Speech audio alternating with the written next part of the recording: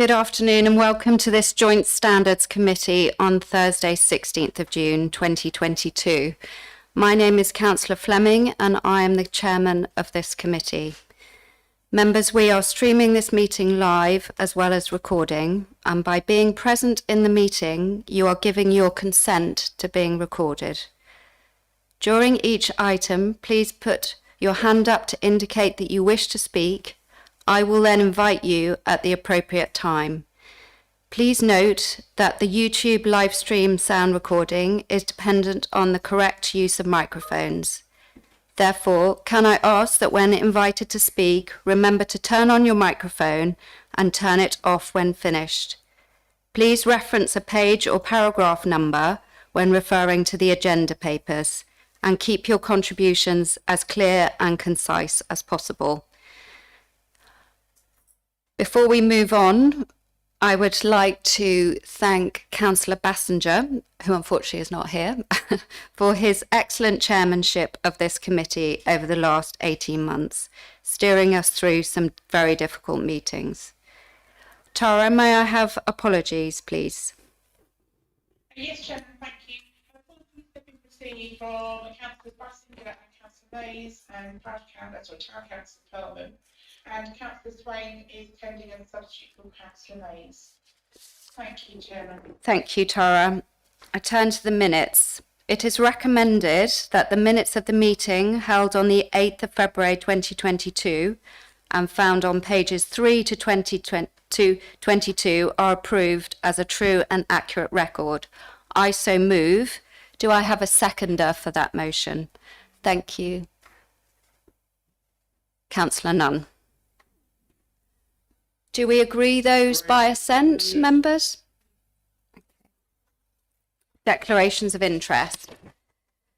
To disclose the existence and nature of any disclosable pecuniary interests, other pecuniary interests or non-pecuniary interests relating to items of business on the agenda, having regard to paragraphs 6 to 8 inclusive of the Code of Conduct for members. Members are also reminded that they are also required to disclose any such interests as soon as they become aware, should the need arise throughout the meeting. In the interests of openness and transparency, I would like to point out at this point that most of the members of this committee sat on either the South East Planning Committee or the District Planning Committee referred to in Agenda Item 15. Any declarations, members, to make? Councillor Helm.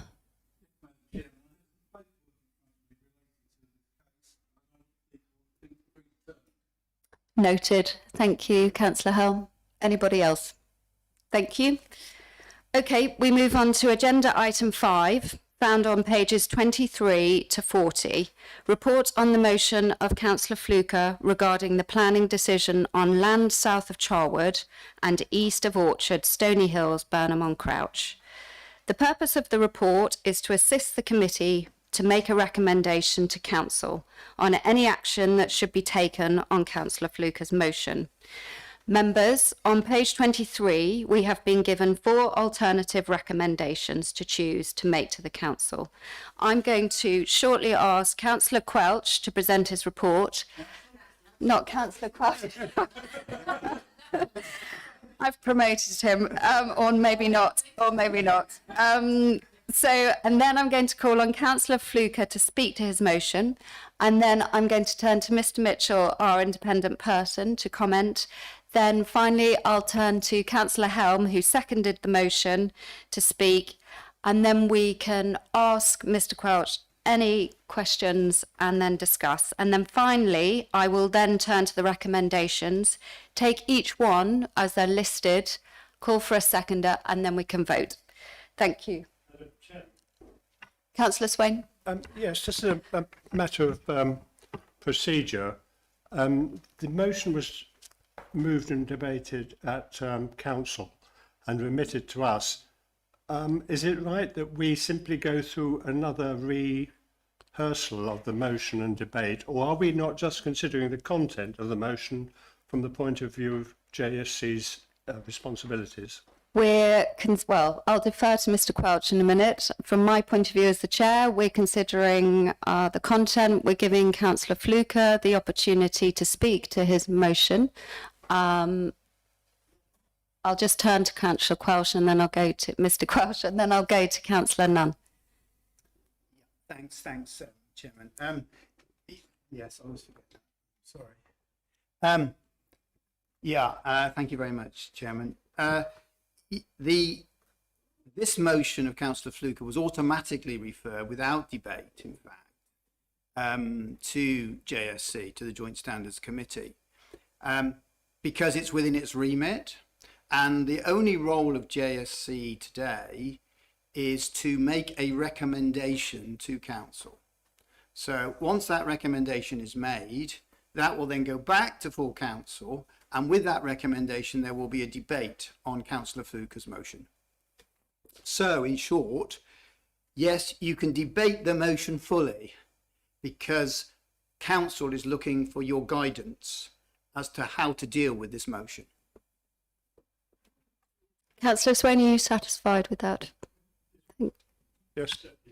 Thank you. Councillor Nunn? Well, Mr. Quelch has covered it actually, Chairman, but I mean, I don't recall us debating it at all at full council. I recall it, that it was referred to this committee. Thank you. I turn now to Councillor Fluker. Mr. Quelch, and then I'll go to Councillor Fluker. Thank you. Yes, I need to do that as well. Thank you. I forget to put it on and I forget to turn it off. I'm sorry. Thank you very much, Chairman. You've got my report there. My assessment of reading the decision letter in relation to costs, that you will see there are two appendices. There's the decision letter relating to the decision on the appeal, which doesn't deal with issues of whether the council was predetermined or unreasonable conduct. And then you have a second letter which specifically deals with the application by the appellant for their costs. Inspectors will only agree costs award against the local authority if there has been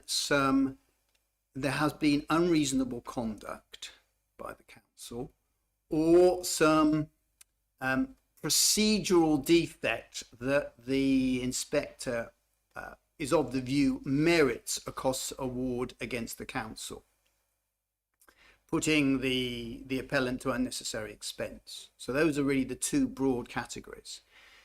And the inspector in his cost letter, you will see, came down on the side that the council was unreasonable in failing to substantiate the two reasons it put forward for refusing the application. One reason was to deal with design and the other was outlook. And the inspector formed the view that the council had failed to substantiate in any way those two reasons that it had put forward. The inspector wasn't saying, because I disagree with you and the reasons you put forward, I'm awarding costs. No, that wasn't his decision. His decision was, because you haven't put forward evidence to substantiate those two reasons, that's unreasonable conduct. So it is unusual for inspectors to award costs. Members need to know that. It is the exception rather than the rule. And so the unreasonable conduct of the council, he felt, was such, and a costs award should be made. Now, in the motion of Councillor Fluker, it also mentions predetermination. I am totally convinced that the inspector did not make a decision on predetermination.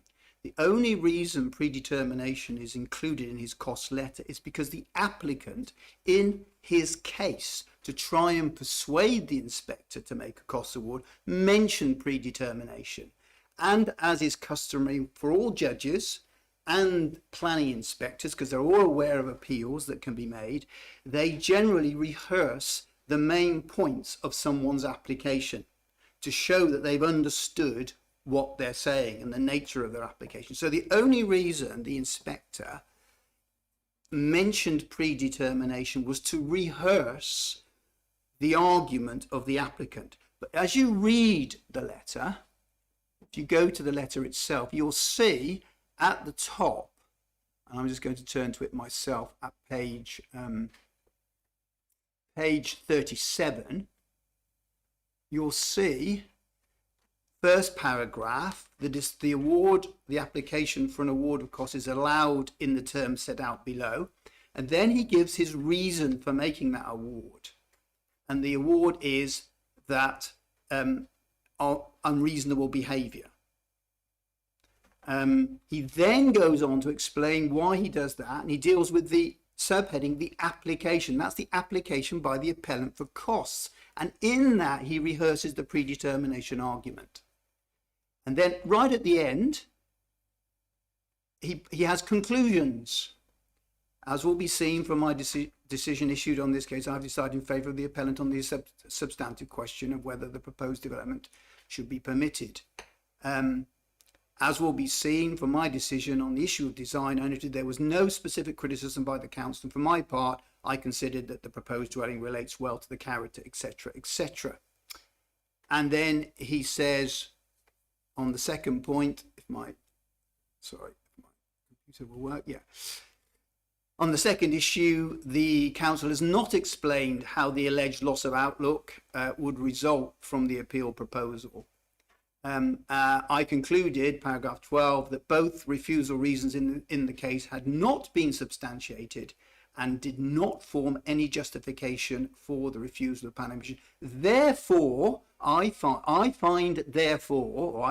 find that the unreasonable behaviour resulting in unnecessary or wasted expense as described in the PPG has been demonstrated, and that a full award of costs is justified. So it's quite clear, just following the structure of his letter, that he is only making his decision on unreasonable conduct, not predetermination. So my advice to the committee would be, in dealing with Councillor Fluker's motion about two things: going back to the inspector and asking for who were the councillors that were responsible for this, and then an external investigation. You should only be looking at the issue of unreasonable conduct, because that was the only basis on which the inspector made the decision.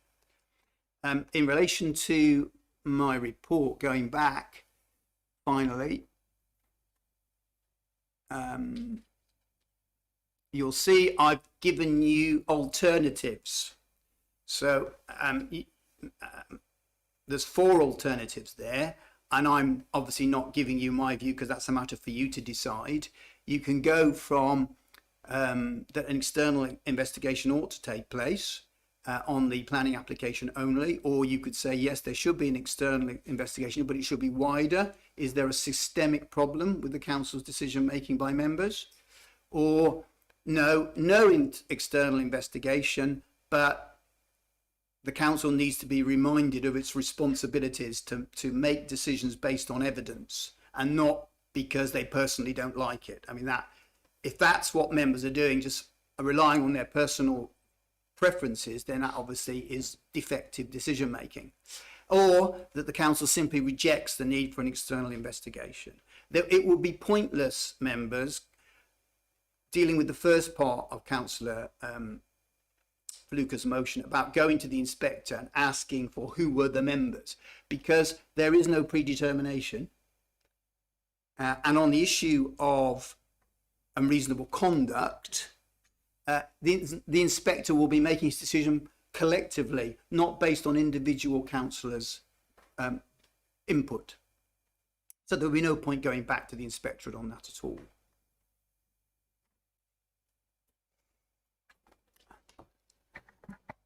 Thank you, Mr. Quelch. I'll turn to Councillor Fluker. You have 5 minutes to speak to your motion. Thank you. Yeah, thank you very much, Chairman. And yeah, I agree with, as usual, most of what Mr. Quelch has said. Chairman and members, for the benefit of public interest, can I confirm that following the members' overturn of the officer's recommendation to approve this planning application and the subsequent successful appeal to the planning inspector, the costs award against the council has now been agreed and paid to the appellant. Chairman, I shall now turn to the cost decision at Appendix 3.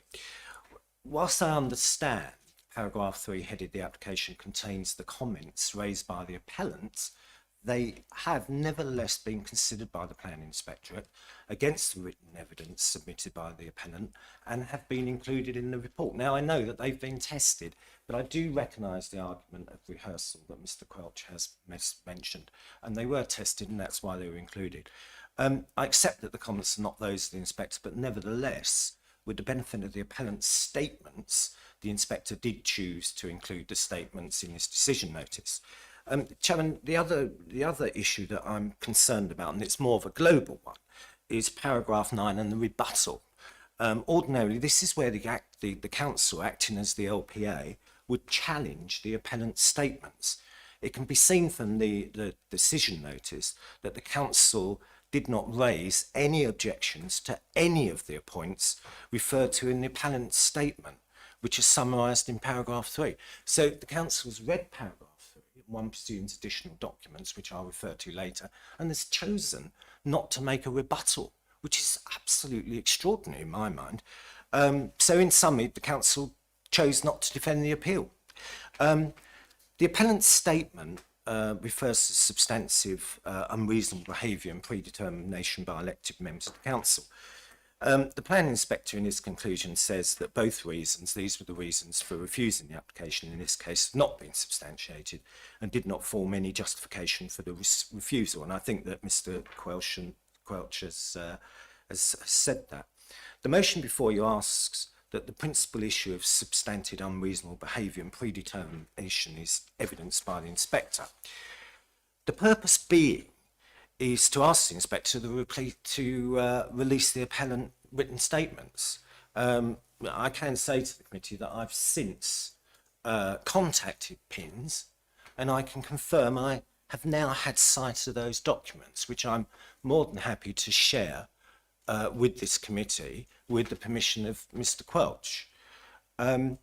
Given the content of the correspondence between the appellant's lawyer and officers from Malden District Council, which again I can provide both the lawyer's letters and the response from this council, I requested an independent person is appointed to look at this solely on the grounds of impartiality, because you have officers from this council and the monitoring officer.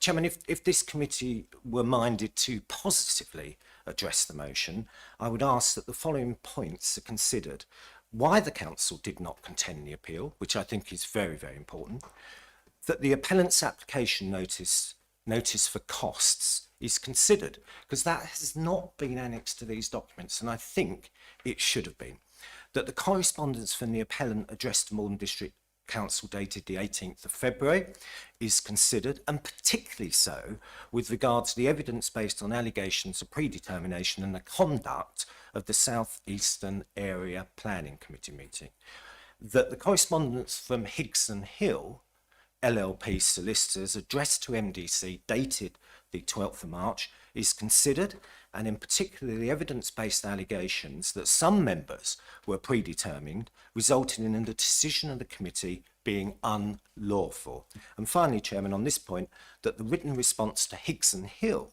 letter from Malden District Council dated the 26th of March is considered, particularly so with regards officers' comments concerning the predetermination of members.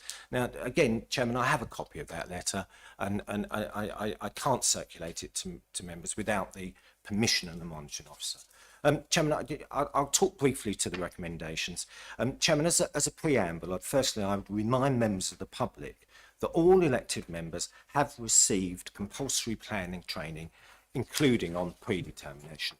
For the benefit of the public interest, I confirm that the costs agreed and incurred in the last year following successful appeals against members' decision is now in excess of £250,000, and that the sum is met in its entirety by local council taxpayers. Their money, not ours. I would also point out that the council, in its capacity of the LPA, has received adverse and negative publicity with regards to lost appeals following members' overturns, and that publicity has almost certainly affected our ability to recruit into vacant posts. Those are not my words, they're a senior member of the planning department.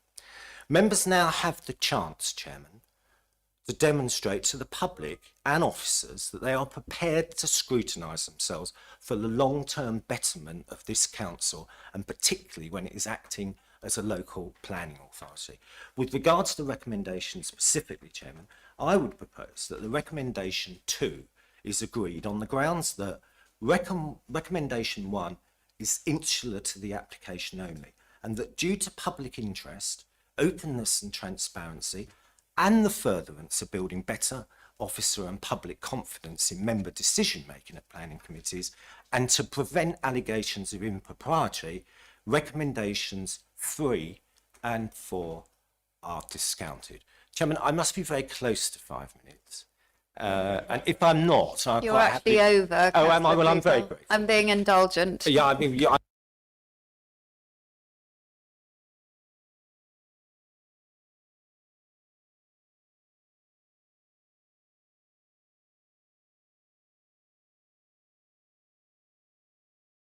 Thank you, Councillor Fluker. Before I turn to Mr Mitchell, Tara, can I just check that you have the detail of Councillor Fluker's opening remarks regarding the correspondence and the dates?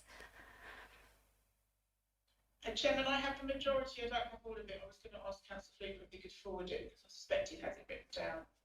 Thank you. And then I'm just going to turn quickly to Mr Quelch to answer Councillor Fluker's question as to whether it would be, I'm searching for the word here, appropriate, advisable to take receipt of the paperwork that Mr Councillor Fluker is referring to. Thank you. Chairman, if it helps you, I'm not actually in a position to actually circulate it right now. I do have a hard copy, but I don't. But I just wanted to make it absolutely clear that this correspondence is in existence, and I really do think it should be shared with members. Thank you. Yeah, Mr. Crouch. Chairman, there's two issues really here. The first is I haven't seen the documentation, so I don't know what it says. I didn't know there was any documentation that Councillor Fluker had found or been sent, so I haven't seen it.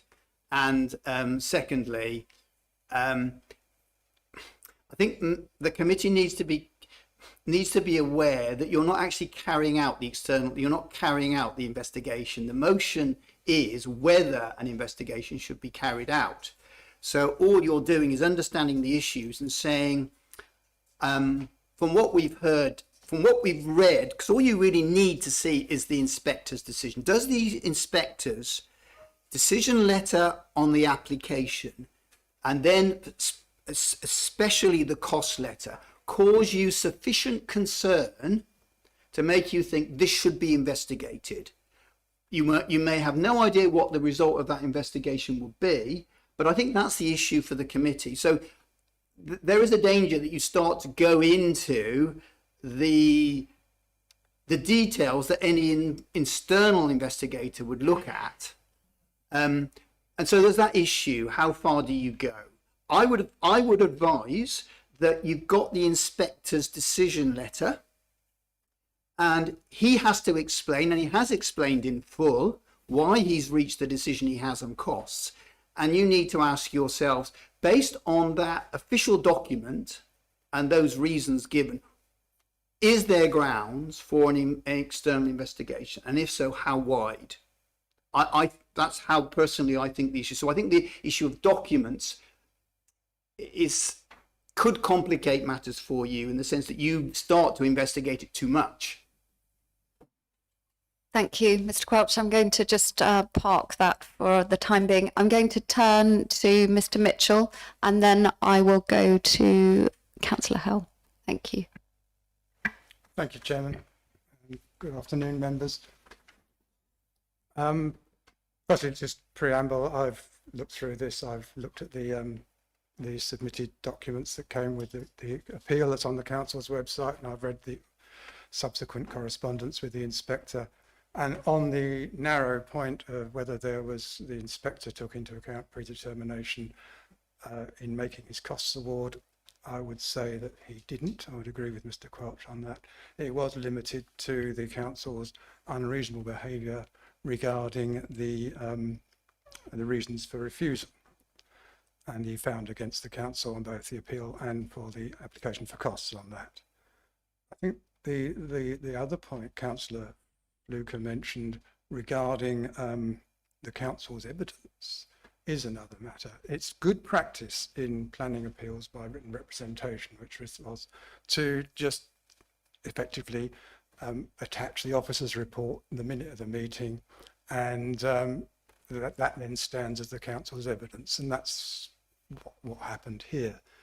The difficulty here was there was a council decision that was contrary to the recommendation of the officers, so but no evidence was put forward to support that recommendation. I don't think it was deliberately done like that. The practice was just to send the minute. But in doing that, of course, the inspector only had in front of him the appellant's statement. And I think the appendices that Councillor Fluker refers to are actually on the council's website already. I think they're already there. So whether that was an oversight, but certainly had the council addressed those points, his decision letter would look very different, because it would say, he would have said, when he comes to a rebuttal, the council would have been able to say, no, there was no predetermination here, and you'd have had a very different outcome from that. So, you know, rather than a wholesale re-examination, this could just be a small case of having to look at best practice in the very unusual event, firstly, of a written representations and a member overturned. Secondly, it is extremely unusual to have an application for costs with a written representations planning appeal. And that works both ways. The council can also apply for costs in these circumstances. So that was where I would leave it at the moment. It's obviously up to members to determine where they take this. But it would seem to me that as a one-off, this is a straightforward instance that the inspector had the benefit only of one side of the argument, if you like. He had the officer's report, which was clearly leading towards a recommendation of approval. And obviously he had the evidence of the plans and his own decision-making capabilities that he saw when he went to the site visit and looked at the relationship with the adjoining properties. So he would have had the opportunity to make his own mind up as well. So he could have taken, it's a perfectly reasonable decision, as I'm trying to say, in the light of the evidence available. That's it. So, sorry, but it's a bit longer than I was anticipating, but there we go. Thank you, Chairman. Thank you, Mr. Mitchell. I'll turn to Councillor Helm, who seconded the motion, to speak to the motion. Thank you. Thank you very much, Madam Chairman. It's nice to be invited to speak to the motion. I agree with everything that Councillor Fluker has said, and there was obviously a problem at South East because it had to be referred to the main council. Therefore, I agree with Councillor Fluker that this should be investigated further, because there's more reasons behind all this. And as we're talking about public money that's been spent here, we need to have the bones of it. Thank you. Thank you, Councillor Helm. Okay, members, over to you to ask any questions of Mr. Quelch and to discuss what we've heard already. Thank you.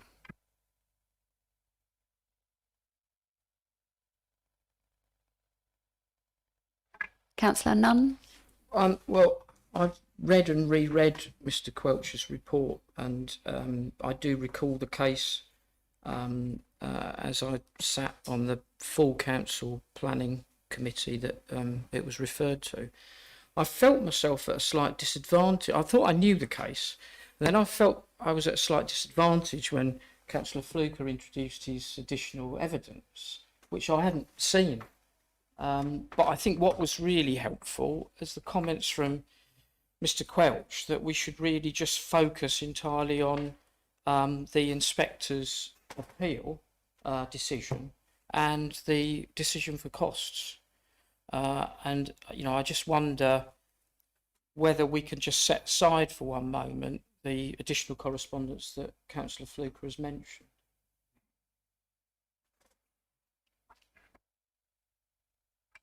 Councillor Helm, as a committee member, thank you.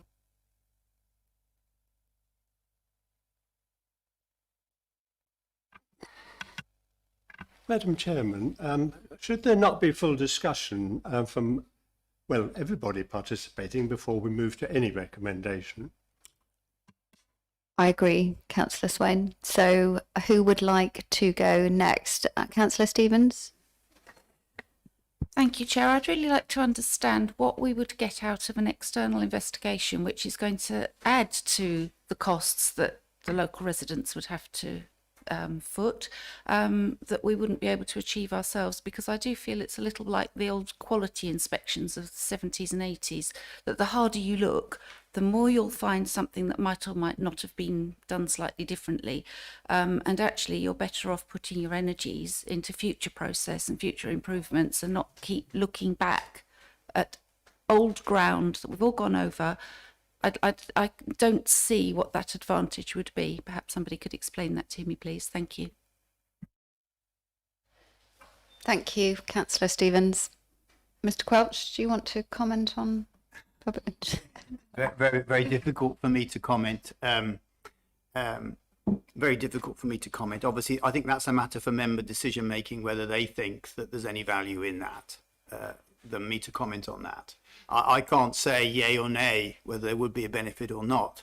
I think that's your territory, members.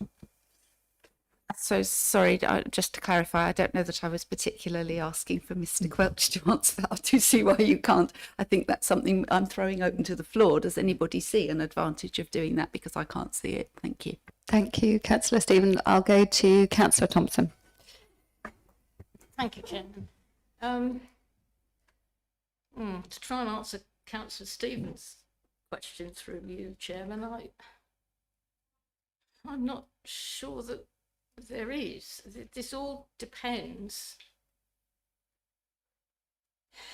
So far, I haven't seen any substantive evidence, not having seen Councillor Fluker's documents, and in fact not knowing what they are, or having any idea what the content is. I do remember the meeting about the discussion about shall we take it to district or not, which was a P&C meeting.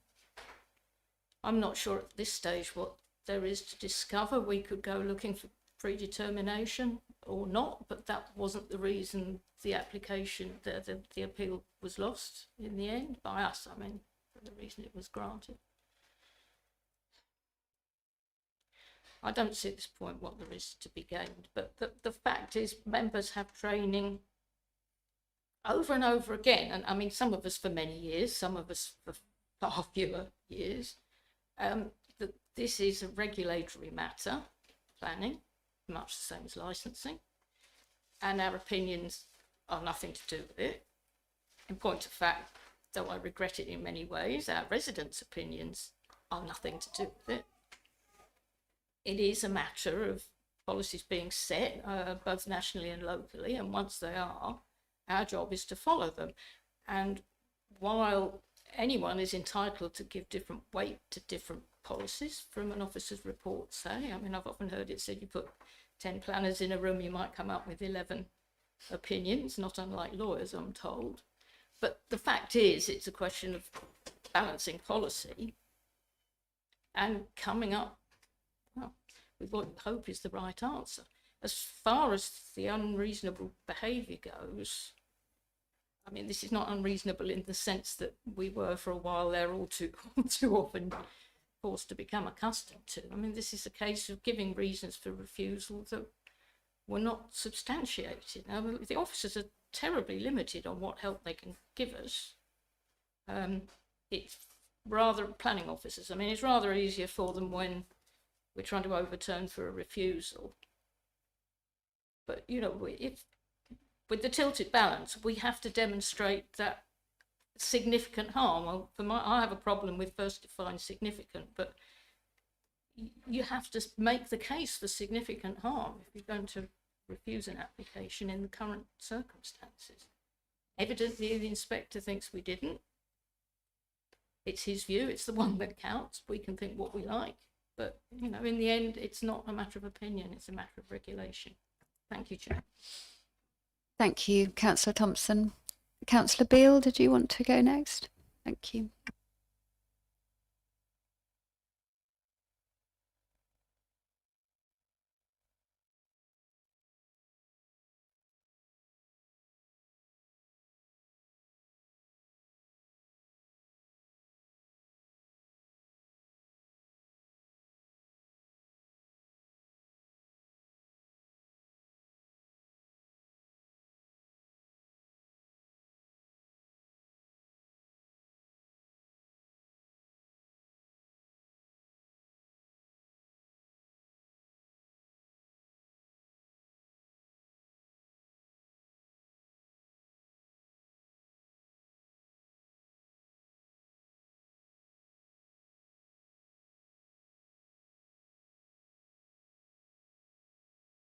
Thank you, Councillor Beale. I will go to Councillor Swain next, please. Thank you, Madam Chairman. I'm picking up just a couple of points that have arisen in the last few minutes, and referring back immediately to what Councillor Beale has mentioned. Examination generally of decisions that have been made by planning is a very large job, and it would be extremely expensive if done externally.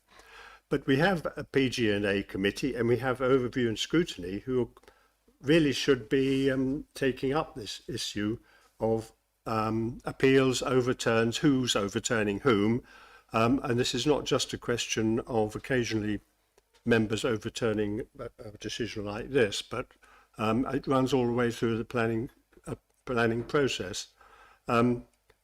So, in fact, I have tried to initiate this at the moment with overview and scrutiny to look more closely at the record on appeals, overturns, and so on, and which ones have been overturned, and the reasons given for overturning, or the reasons that were put forward for proposing. Because in a lot of planning issues, the determinants, this includes particularly at officer level, are to a large extent judgmental and subjective, and therefore amenable to a different view.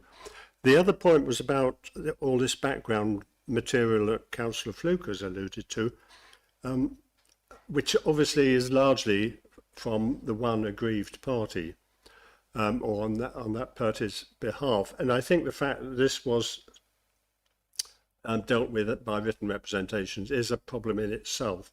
And I think the fact that the weight of the material is, should we say, from the appellant, has coloured the view and the language of the planning inspector, as shown in that paragraph 3 on page 37, which I think some of it is rather exceptionable.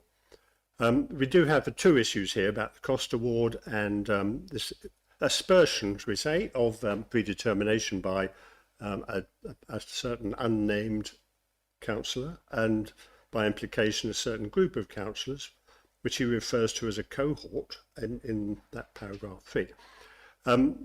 The numbers are relevant.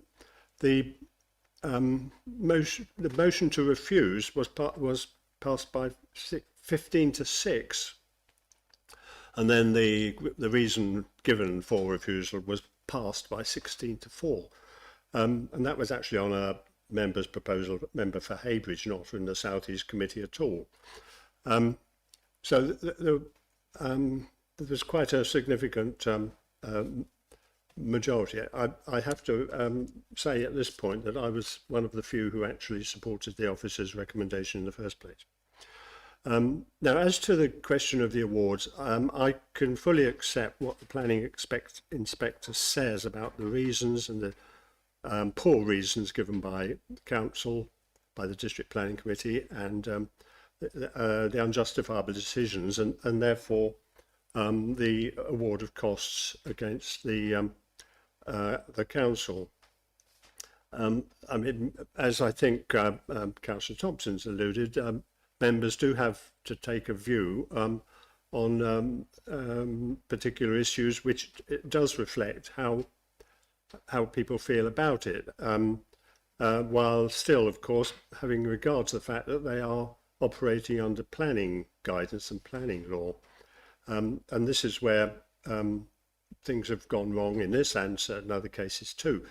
But making a rehearing or offering a rehearing and changing a decision at district level because of legal guidance isn't novel. It does happen. This is not a unique case in that case. And I don't think, personally, I don't think that that background idea of legal action was the primary mover for rehearing. It was the fact that the original arguments against the application were rather weak. So I do think we need to have a thorough review of planning decision making and the outcome, but this should be done internally by PG&A and or overview and scrutiny. Now, turning to that rather odd paragraph 3 on page 37, it does seem to have been influenced by the allegations or the aspersions, suggestions of an agreed party, and done through written representations.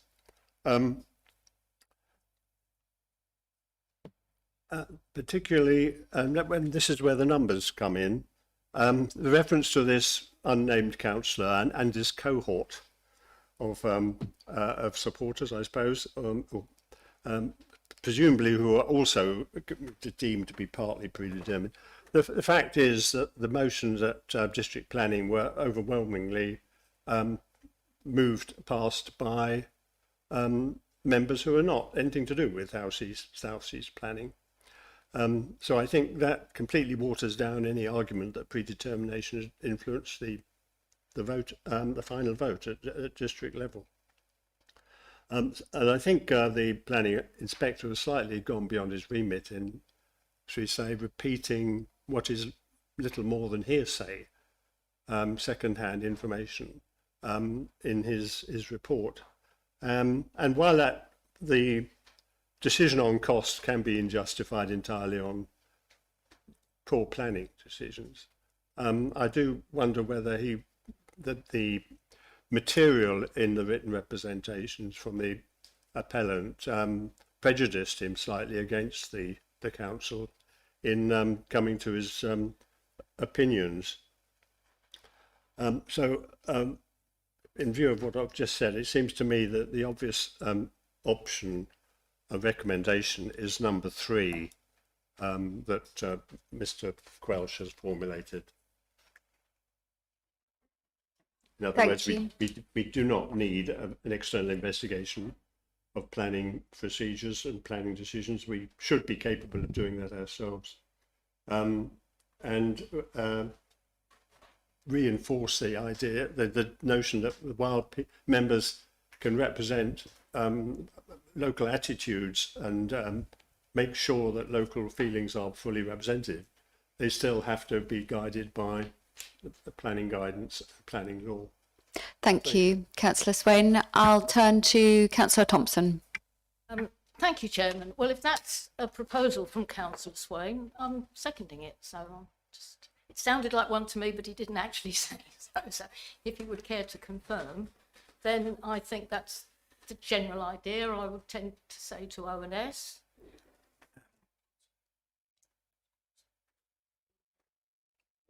Thank you, Councillor Thompson. Yeah, I appreciate Councillor Helm did make a proposal, but it didn't get as far as being seconded. It wasn't seconded, no. So you're in charge. I'll let you worry about that. But if Councillor Swain's making a proposal, I think, yes, it should be looked at. Perhaps more training is in order. I don't know. But if more training is in order, we're going to have to listen to it. Actually, the balance of voting across the members of this committee was much tighter than that. I did check. It was 2 with the officer recommendation. 5 against, and 1 who wasn't present anyway, so we have no idea how they would have felt. Good. Okay, Councillor Swain, Councillor Helm, you had your hand up. Did you want to make further comment? Yes, Madam Chairman. I would like to withdraw my proposal, but replace it with another one. We go to overview and scrutiny to investigate this with all the other paperwork, because that's relevant to this case. Why was it the South East decision cancelled, and why was it referred to full planning? There's something there that needs investigating. Thank you, Councillor Helm. Before we go any further, I just want to ask Councillor Fluker how he came. Where are these documents from that you have? Well, as I said earlier, 1 is from Morden District Council, 1 is for the new appellant's lawyers, who, off the top of my head, are Holmes and Hill LLP. Now, Councillor Swain spoke to the weight of those documents. What I would say is that Morden District Council, when they responded to that letter, they agreed with the principal allegations, and that's why I believe there is no rebuttal, because the council couldn't make a rebuttal because they'd already made a decision over the principal part of the appellant's case. This is far more complicated. I'm trying desperately hard, Mr. Quelch, not to say too much, although I would say I do believe those documents are in the public domain anyway. They're not marked confidential, and I note it wasn't addressed to you. And as far as Councillor Stevens, Councillor Stevens' comments about what's the gain, well, Chairman, you know, Director of Service Delivery has highlighted issues with the planning department, and Chairman, when I spoke earlier, you know, I did talk about we have a chance here to demonstrate to the public, to agents and officers, that members are now prepared to scrutinise themselves for the long-term betterment of the council. And let's not forget, all of these appeal decisions are read by prospective employees when they apply to join this council. If you look on there, the first thing you see from the Institute of Town Planning is that Morden District Council has had the largest cost awards against it from any council in this country for years. £230,000. When I say council, I mean Thank you, district council. Councillor Fluker. Thank you. Yeah, I'll stop there. Thank you.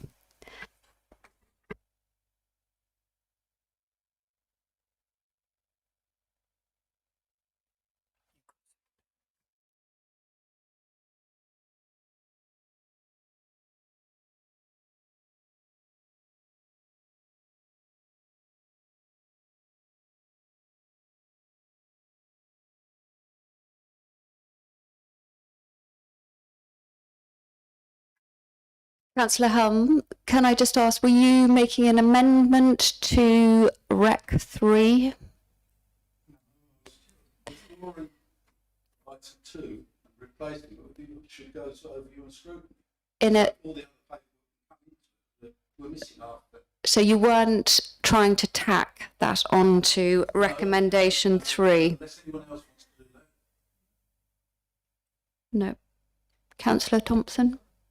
Well, I might be able to help. I mean, if Councillor Swain's motion, which is now on the table, if that is agreed, then it goes to ONS, presumably, which he didn't specify, but I would have said that was the best, and maybe we need an amendment to decide where it's going. But ONS can ask for any papers it pleases and interview anyone it pleases.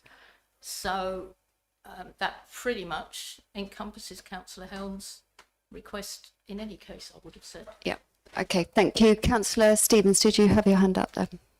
Well, I did, but I think we're almost there. But just to come back, that I was saying, I don't see the need for an external investigation, and very much if it went through ONS or whichever committee, an internal investigation would be a matter of public record, so we can satisfy residents' requirement to see what did we do about this, and we can make large on what are we going to do better in the future. I didn't suggest it should be. I suggested it should be internal. I didn't suggest it should be non-transparent and hidden. Thank you. Thank you. Councillor Nunn, finally. Just to be clear, the chairman of the council referred this issue to Joint Standards Committee.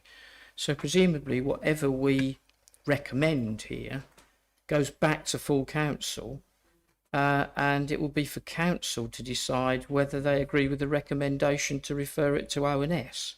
Yes? Thank you. Good.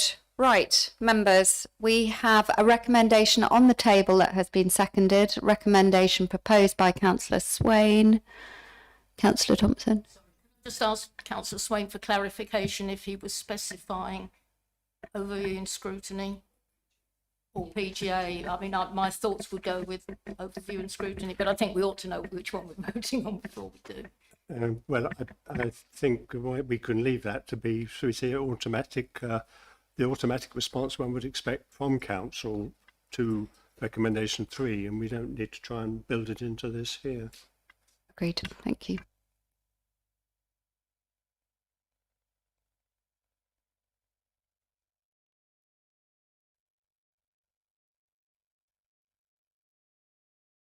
Okay, so Councillor Swain, you're essentially saying that a recommendation 3, you've proposed recommendation 3 as it is at the moment.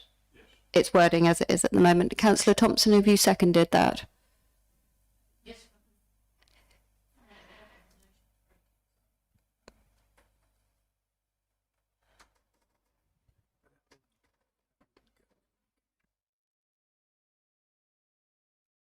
Well, yes, but I thought Councillor Swain and I was seconding was suggesting more than that, and it's all very well accepting the findings and emphasising the need. What Councillor Swain is also adding is internal investigation, which I'm actually tempted to suggest is recommendation 4.5 or 5, and not actually on the paper, because Mr. Quelch never said we were restricted to these, and we can come up with anything reasonable we like. So I'm fully in support of what Councillor Swain said, but what he wants to call it, I'm a little at sea on. Thank you, Councillor Thompson. That's why I returned to Councillor Helm to see if he was proposing a tack on to Rec 3. I'm returning to Councillor Swain now. Yes, thank you, Madam Chairman. The position is I have, what should we say, put forward the idea that overview and scrutiny do look at this area. But I've, in consultation with Mr. Jennings, I've agreed that it would be best to see what PG&A come up with first. But if that is not adequate, then to get further into it with O&S. So it's, should we say, it is in a way moving along that pathway. But if council wants to reinforce it in some way, then I think that should be done when we've sent this recommendation back to council. Okay, so just for clarity, Councillor Swain, you were proposing recommendation 3, I'll read it out now, that the council rejects the call for an external investigation, but accepts the findings of the inspector, and that council emphasises the need for more objective and evidence-based decision-making in the future. You're moving that recommendation? Yes. And Councillor Thompson, are you seconding that? Not if we're going back to just that. No, I'm terribly sorry. Apologies to Councillor Swain. Apologies to everyone. I think if we're going to make a recommendation to council, it should be a recommendation that is worth debating by council, not something as vague and woolly as let's look at it all over again at council and begin from the beginning, which is very nearly what that is, because we've then got to go to council and decide what we're going to do. And my belief is that this should go to O&S. We should recommend that this goes to O&S. Okay, And- thank you, Councillor Thompson. So And I you're, will make that as a proposal eventually. okay, so Councillor Thompson, you are withdrawing your seconding of Councillor Swain's specifically- Rec 3. Yeah. Are there any other seconders for Councillor Swain? Can I? I'm not sure. I thought Councillor Thompson was. Is her position that she would support recommendation 3 if we're a bit more clear about suggesting it be looked at by overview and scrutiny? Correct. Okay, yes, fine, and I certainly agree with that. Good. Okay. I just think, Chairman, we should be specific about what we're asking council to consider. Otherwise, we've spent an afternoon doing not terribly much. Good. So we're amending recommendation 3. So I would need a seconder for that. I would need Tara to read out what we're all voting for. Let me just have a word with I Mr. don't actually Quelch. think it's any of the numbers. It's just a recommendation as 3A.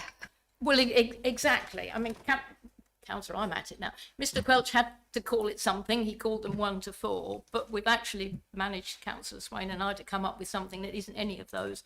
So I don't think we really ought to be trying to pretend it is any of those. It just is what it is. To make sense for minutes, Barbara.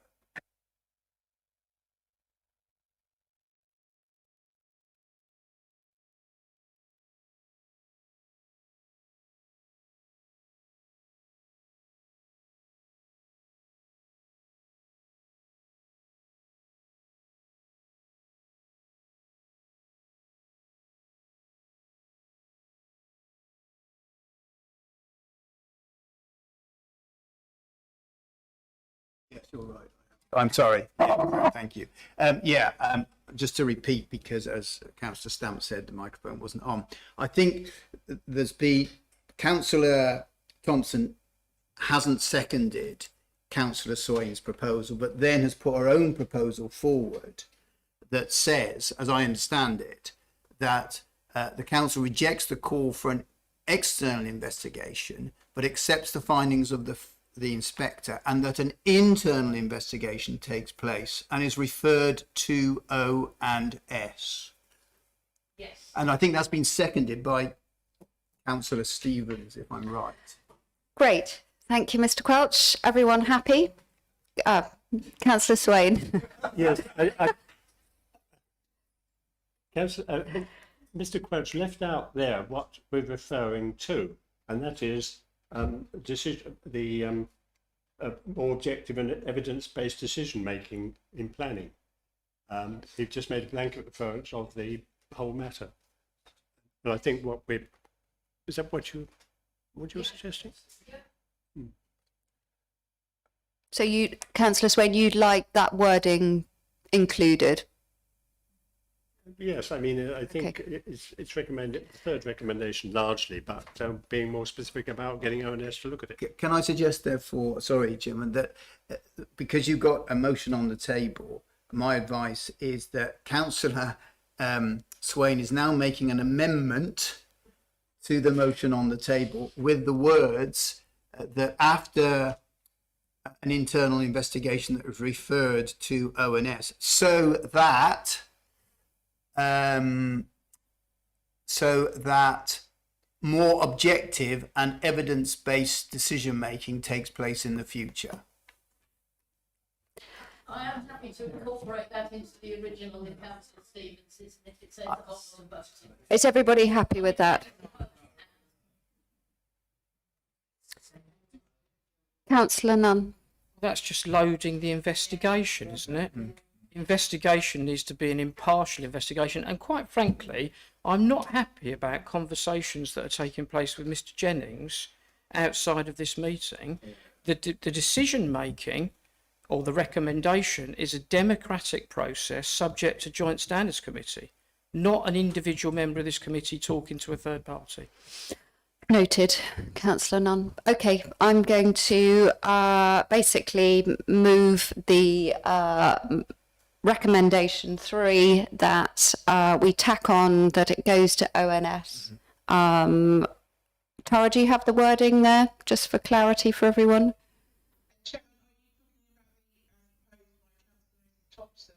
Yes, and repeated by Mr. Quelch.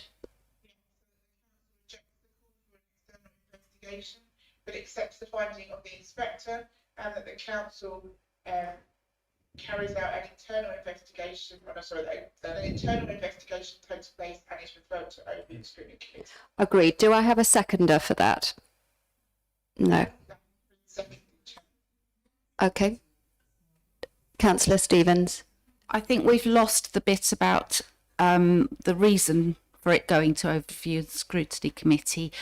We do need the Overview and Scrutiny Committee to determine whether more objective and evidence-based decision-making needs to take place in the future. Thank you.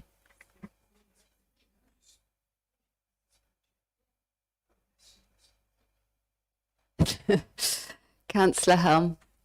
The last bit should go to PGA, not to Overview and Scrutiny. I'll go to Councillor Stevens again.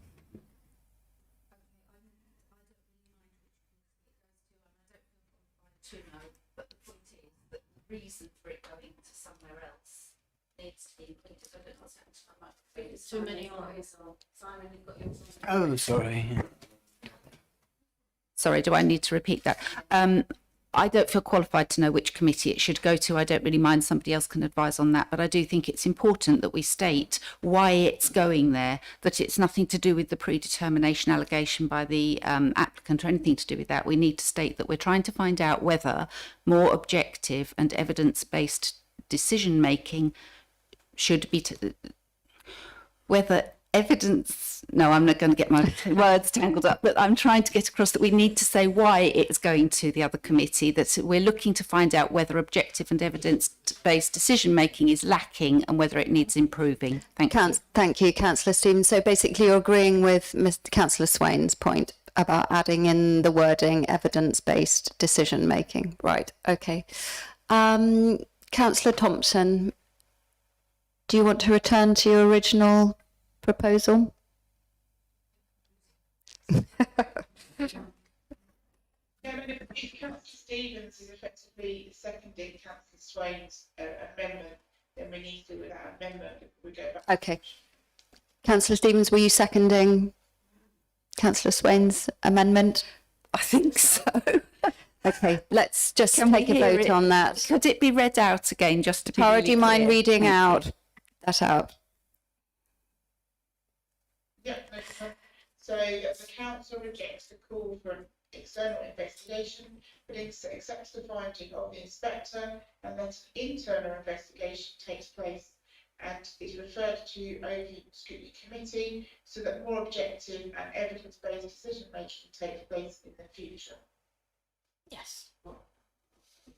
No, Councillor Stevens is shaking her head. So that's a no. So Councillor Swain's rec is not seconded. So I'll turn to Councillor Thompson. Just to say, is there any possibility that we could all just withdraw our motions and begin again? Tara, is that possible? Yes, that's possible, Chair. Good. Okay, off you go again, In that Councillor case, can I Thompson.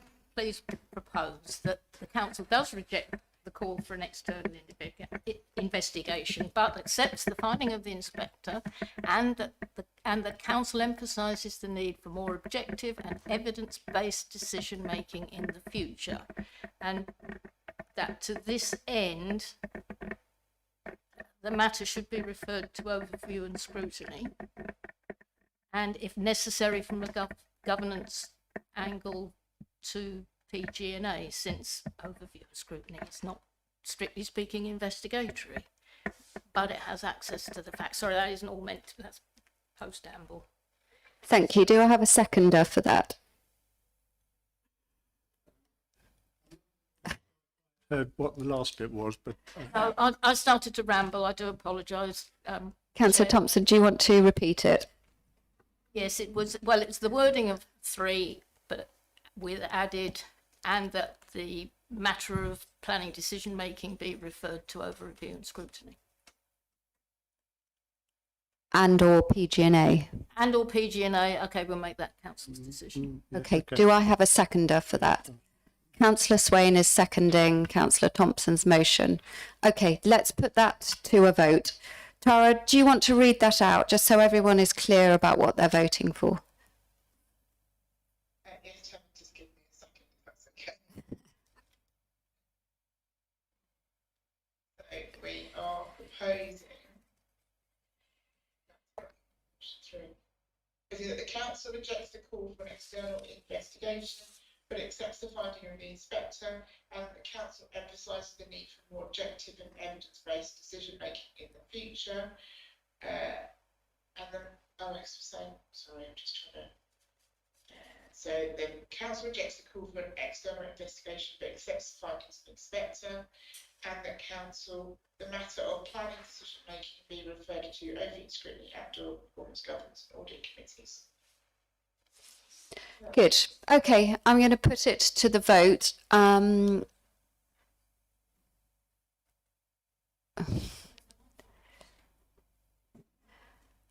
We've had a seconder. I've lost the will to live now. Yes.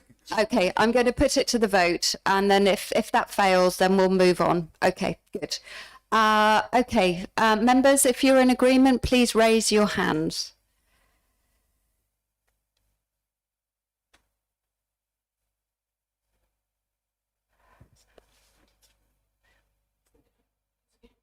Oh. Good. Okay. Okay, those against? 2 against.